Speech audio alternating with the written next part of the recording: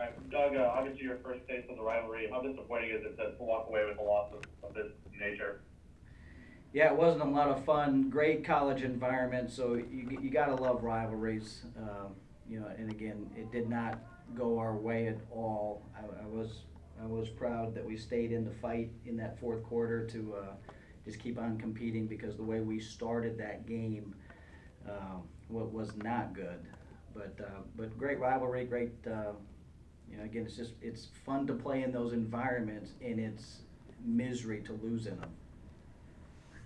Obviously, some confusion with the broadcast there on the halftime. Can you speak at all to the situation with Anastasia Hayes and what happened there in the break? Uh, there's just some miscommunication with some ball screen coverage, and we worked it out at halftime as a team.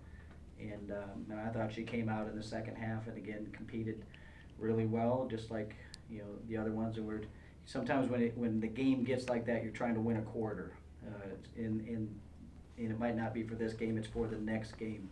And so down the stretch there, I thought she was doing a really good job, and everybody, there was some tension, no doubt. I'm not gonna lie, there was just some tension and communication. There's some players that hadn't played together for a while, but it all got sorted out at halftime, and we went out and played that second half. Andy, go ahead. Hey Doug, that press defense that Ole Miss had tonight, how difficult did that make things for you, especially in the first half when the team kind of suffocated? Yeah, it was really good, and unfortunately we're trying to break it during timeouts. Get somebody behind the ball, flash somebody in. I thought Jerkayla Jordan did a great job. She knew yesterday that she was going to play the 5, and she battled and figured out positioning on the fly. It just seemed like we were playing everybody somewhere different, which we've done before, and we've bragged about when we've been able to come out on the positive side with that one.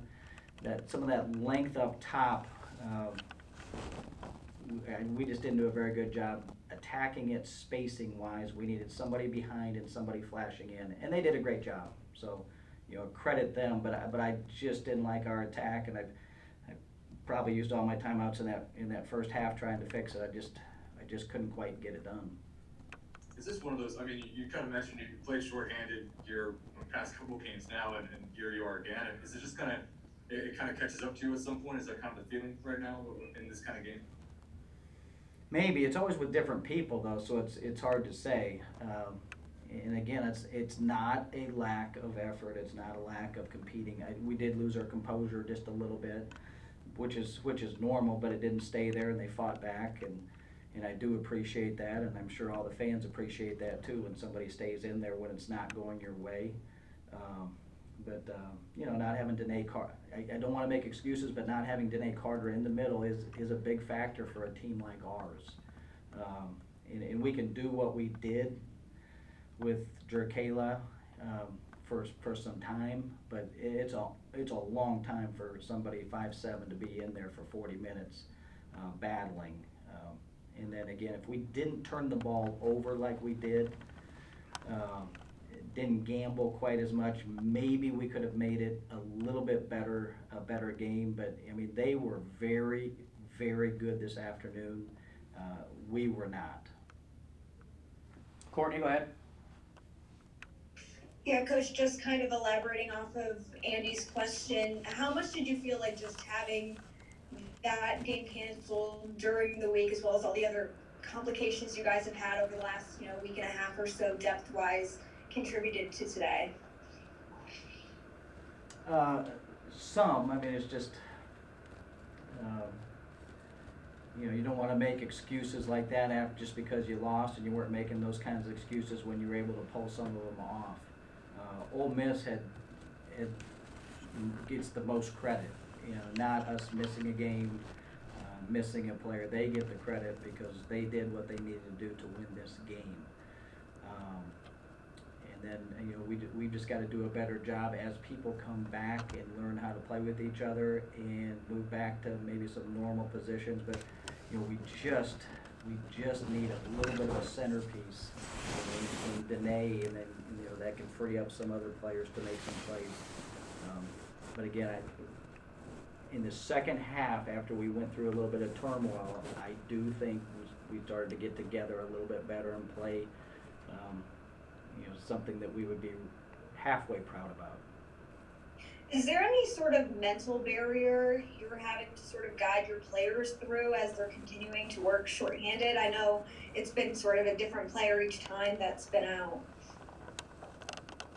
Well, I mean, we're always overly cautious, and like Ashley Jones was just cleared today after sitting out so long, and to throw somebody in the mix after they haven't moved, Rakia hasn't done anything, up until the last 2 practices, and I haven't even been at practice for the last 5 or last 4.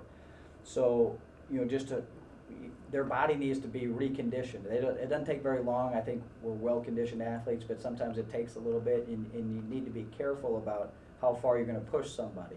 And some can go right away. 1 day of practice and their conditioning is fine. Others, it might take a week or 2 to get them going again, the way they were. So, it's just constant assessment and good communication between our athletic training staff, the player and the coaches, and moving forward.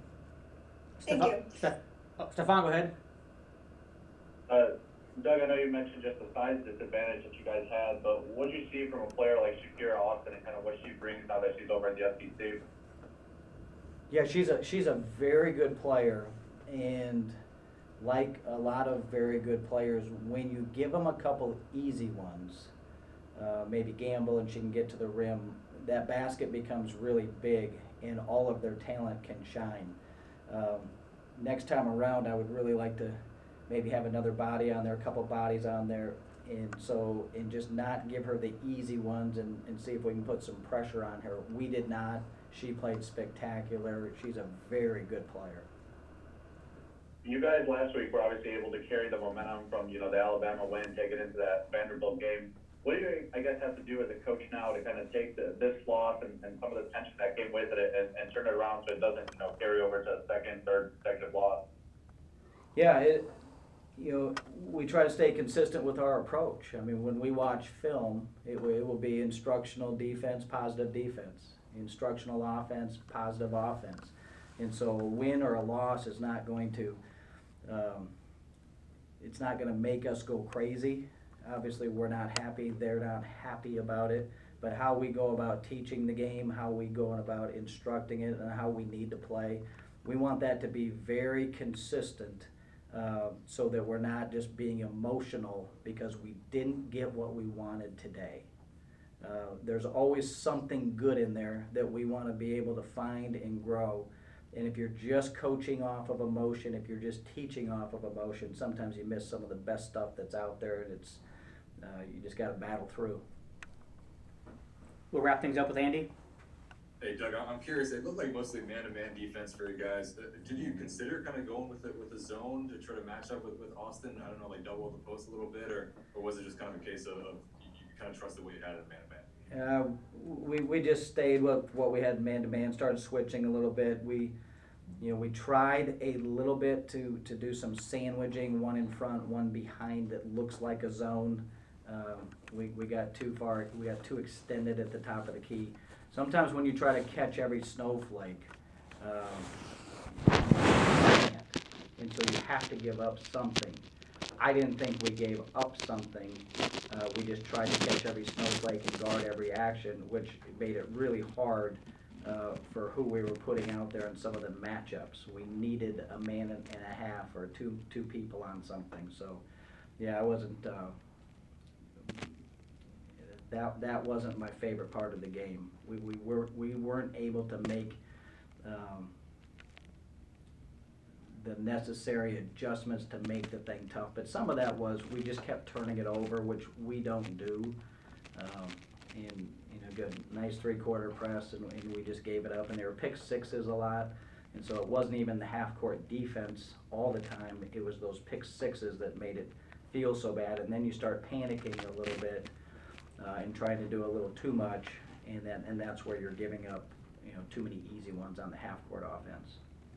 Yeah, curious about the turnovers. I mean, you don't usually see those from Maya and Anastasia. Just you mentioned like kind of a composure issue. Like, where does that kind of stem from? Was it kind of just at the beginning of the game, 3 straight turnovers to start the game? Did that kind of just unsettle some people a little bit, or Well, how did that kind of stem? it did me. It surprised me. And then, and again, we tried to, call timeout. I think Madison Scott's size was a big factor in some of our guards just couldn't quite see over her, through her, or around her. And again, we didn't have the necessary outlets for the smaller guards so that we could get to their skill set. Eventually we started to crack it a little bit, but it was, it's hard making those adjustments during the game or coaching something like that during the game. That's where you want to be able to do something like that in the preparation leading into a game.